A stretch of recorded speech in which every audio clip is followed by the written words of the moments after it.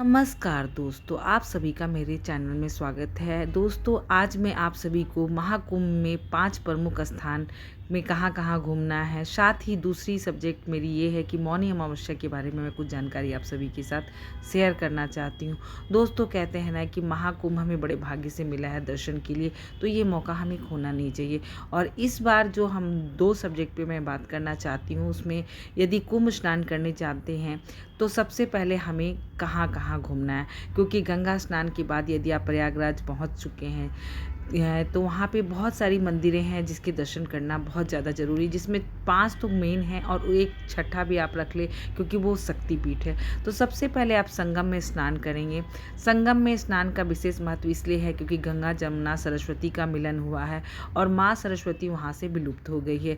लेकिन उस सरस्वती माँ का दर्शन के लिए कि आपको सरस्वती कूप जाना होगा। तो सबसे पहले आप संगम नदी में स्नान कर लें और संगम नदी के बहुत ही नज़दीक, ज़्यादा नहीं, आधा किलोमीटर के अंदर ही संगम किनारे ही आपको अक्षय वट वृक्ष के दर्शन करने को मिलेगा।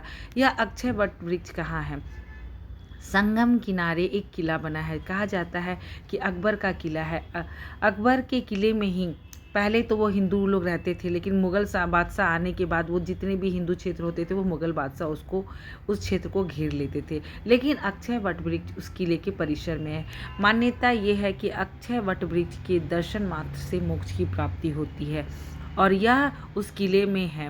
पर भारत सरकार और यूपी सरकार ने उसमें बैरिकेड लगा रखा है, आप दूर से ही दर्शन कर सकते हैं। कहते हैं ना कि जन्म जन्मांतर से यह अक्षय वट वृक्ष था। जब इस 5000 साल से भी पहले, 4 युग पहले से ही पहले इस वट वृक्ष का निर्माण हुआ था। क्या यह स्वयंभू वट वृक्ष है, वह स्वयं ही उगा है और इस वट वृक्ष की परिक्रमा करने से मोक्ष की प्राप्ति होती है। लेकिन वहाँ पे परिक्रमा सिर्फ साधु संत और विशेष वीआईपी लोगों को करने दिया जाता है, लेकिन आप दर्शन का भी बहुत महत्व है। तो दोस्तों, संगम किनारे जो किला है उसी किले के पीछे अक्षय वट वृक्ष है जिसे कल्प वृक्ष कहते हैं। वहाँ पूजा पाठ होती है, आप हाथ जोड़ के भी प्रार्थना कर ले तो भी आपकी प्रार्थना स्वीकार होगी। तो दोस्तों, कहते हैं ना अक्षय वट वृक्ष पहला है। दूसरा, आपको थोड़ा आप आगे बढ़ोगे तो पताललोकपुरी मंदिर है। पताललोकपुरी को शिवलोकपुरी मंदिर भी कहा गया है। उसी परिसर में पतालपुरी मंदिर है जिसमें तीर्थराज प्रयाग का भी मूर्ति रखा है और ना जाने कितने देवी देवताओं की तस्वीर है। वह एक अंडरग्राउंड मंदिर है जिसके भीतर जाके आपको चारों तरफ ब्रह्मा विष्णु महेश शनिदेव और ना जाने कितने ही देवी देवताओं की मंदिर बनी है। इसके भी दर्शन का विशेष लाभ माना जाता है। तीसरे नंबर पर आता है भारद्वाज ऋषि मुनि का आश्रम और बासुकीनाथ मंदिर। बासुकीनाथ मंदिर भगवान नाग देवता को समर्पित है। नाग देवता के बासुकीनाथ मंदिर में कहते हैं ना कि अमृत मंथन हुआ था, तो जो नाग देवता थे जिससे समुद्र मंथन किया गया था वो बहुत थक गए थे, तो भगवान विष्णु ने उसी बासुकीनाथ मंदिर में नाग देवता को विश्राम करने के लिए कहा था।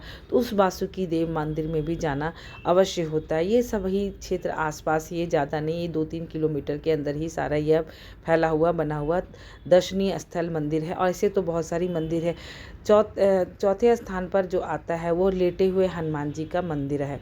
तो लेटे हुए हनुमान जी की मंदिर भी उसी आसपास में है। तो लेटे हुए हनुमान जी के मंदिर के बारे में कहते हैं ना कि लेटे हुए हनुमान मंदिर जो है वो पहला ऐसा मंदिर है जो कि काफ़ी प्राचीन है। इसमें भगवान हनुमान जी लेटे हुए मुद्रा में हैं और वह गंगा नदी के बहुत ही समीप है। जब गंगा में बाढ़ आता है तो सबसे पहले माँ गंगा उसे स्नान करवाती हैं। यह 20 फीट लंबा गंगा हनुमान जी का मंदिर है और इस हनुमान जी के मंदिर की विशेष प्राचीन मान्यता है। जितने भी लोग प्रयागराज आते हैं तो हनुमान जी के मंदिर में ज़रूर जाते हैं और इसमें वहाँ पे लड्डू चढ़ाया जाता है। एक चीज़ और मैं बताना भूल गई, अक्षय वट मंदिर जिस किला में है उसी में सरस्वती कूप है। सरस्वती कूप मतलब सरस्वती माँ का कुआं। कहते हैं कि माँ सरस्वती नदी जो है उसी कुएं में दिखती हैं और वहाँ पर एक कुआं, बहुत बड़ा सा कुआं, उस पर जाली से ढक दिया गया है, लेकिन फिर भी लोग जाली खोल करके उसके दर्शन करते हैं। ये बहुत गहराई वाला कुआं है और इसलिए यूपी सरकार ने उसमें जाली लगा रखा है, तो उसका भी दर्शन करें क्योंकि माँ सरस्वती की मंदिर है और साथ में वह प्राचीन कुआं है। और सबसे लास्ट में कहते हैं ना ललिता शक्तिपीठ है, जो कि अलोपी शंकरी मीरपुर में यह मंदिर स्थित है। यह एक शक्तिपीठ है और इस मंदिर में आपको एक झूला मिलेगा। झूले पे माँ का कहते हैं कि माँ का हाथ गिरा था। तो इस मंदिर की मान्यता ये है कि माता का हाथ गिरा था, तो यहाँ शक्तिपीठ है। यह बहुत ही महत्वपूर्ण मंदिर है, तो इसका भी दर्शन आप ज़रूर करें। तो साथ ही मैं मौनी अमावस्या के बारे में कुछ बताना चाहती हूँ। मौनी अमावस्या हर साल माघ महीने की अमावस्या की तिथि को कहते हैं। मौनी अमावस्या का मतलब होता है मौन रहकर स्नान करना, गंगा स्नान करना। तो अर्थात कुछ भी नहीं बोलना है। मौन रहकर इस स्नान की प्रक्रिया को ही मौनी अमावस्या कहते हैं। मौनी अमावस्या पितरों को समर्पित है। इस दिन गंगा स्नान का विशेष महत्व होता है। इस दिन गंगा स्नान करें, हवन करें, पितरों को तर्पण करें, दान करें। दान में आप वस्त्र, अन्न, कंबल, इस चीज़ का दान करें। और मौनी अमावस्या इस साल 2025 में 29 जनवरी को मनाई जाएगी। मौनी अमावस्या पे मैं विशेष वीडियो बनाऊंगी। दोस्तों आप मेरे साथ बने रहें। नेक्स्ट वीडियो में मैं कुछ जानकारी आप सभी के साथ शेयर करूंगी। तो दोस्तों आप हमारी वीडियो में नए हैं तो प्लीज़ मेरे चैनल को लाइक करें, सब्सक्राइब करें और शेयर करना ना भूलें। तब तक के लिए धन्यवाद दोस्तों।